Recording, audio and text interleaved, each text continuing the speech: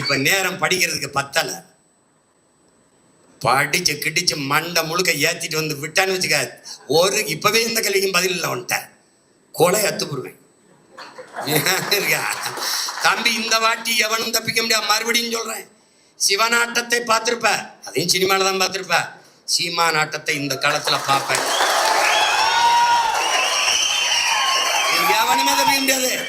எந்த கேள்வி உனக்கு அத்தனைக்கும் பதில் வச்சிருப்பேன்.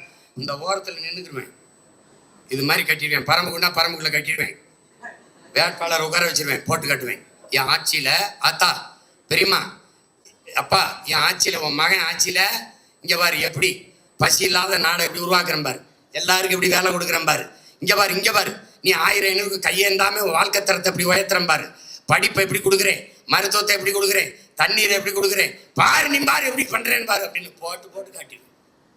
இதெல்லாம் எங்கே நடக்குது? இந்த பாருப்பா ஜப்பான்லப்பா, இந்த பாருப்பா சிங்கப்பூர், சிங்கப்பூர் இந்த இருக்குப்பா, சிங்கப்பூர் நடக்குதுப்பா. நீ என்னை தப்பிக்க முடியாது. நான் விளையாட்டுக்கு சொன்னேன், வீட்டுக்கு ஒரு கார் தாரேன். அப்புறம் ஜெயிக்க வச்ச பிறகு என்னங்க கார் தாரம் நீங்க தரலையே அப்படின்னு நான் வீட்டில் கொண்டு கொடுப்பேன். ஒரு படம் பிரிச்சு பார்த்தா அண்ணல் அம்பேத்கர் படம் இருக்கும். நான் என்ன சொல்லுவேன், இவர் தாண்டா உலகத்திலே சிறந்த காரு அண்ணல் அம்பேத்கர், வீட்டில் மாட்டி வை. அவன் தான் சொல்லியிருக்கான், அறிவை தேடி ஓடு, நாளை வரலாறு ஒரு நிலையில தேடி ஓடி வரும்னு. தயவு செய்து மாட்டும்பேன்னு பேசியிருக்கேன். மாவீர தினத்துல தான் பேசினேன். இவங்க சீரியஸா போயிட்டு இருக்காங்க கார் தரம்.